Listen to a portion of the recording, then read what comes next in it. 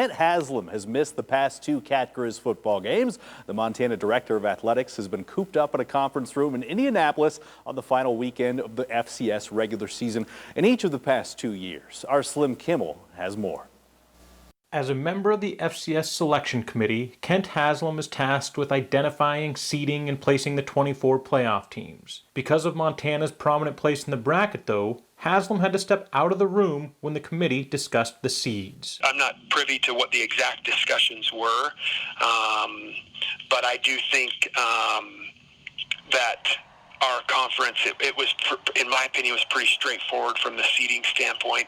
The Big Sky was the strongest conference of the FCS this year. I'm excited for the Big Sky Conference, really to take the step and have 4 seeded teams and put in position to really make a name for ourselves as a conference as we move forward in this the FCS playoffs. Before becoming the director of athletics at Montana State, Costello was groomed in the Summit League and the Missouri Valley Conference. The Missouri Valley is home to some of the best football in the FCS, but it can't rival what the Treasure State provides every November. We are fortunate to be part of one of the best, if not the best, rivalries in all of college athletics. You know, not everybody gets to experience that, especially, you know, our peers here in the Big Sky. But, you know, I've come from the Missouri Valley Conference, the Summit League, and this rivalry is the best one I've ever been a part of. And to be honest, it's the best one that I've ever seen as well along my journeys. Within the FCS, this is by far the biggest rivalry in the country,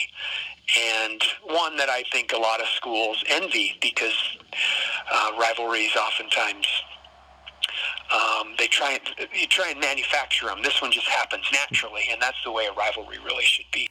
But a competitive Cat Griz rivalry isn't good just for Montanans. It helps raise the Big Sky Conference profile, which ultimately has a positive effect on the entire FCS. Whenever you have universities or programs that really value football, and they value it, that the community really values it, you see that by attendance and those type of things, it's good for the entire division. With an FCS record 4 seeded teams, the Big Sky got to take Thanksgiving weekend off from football. All 4 playoff teams will host second-round games on December 7th. To give people kind of a breather to enjoy the holiday week and really kind of take a breath and then come back recharged and ready to go for the playoffs, I think is good for everybody. But it was still a busy weekend for Haslam.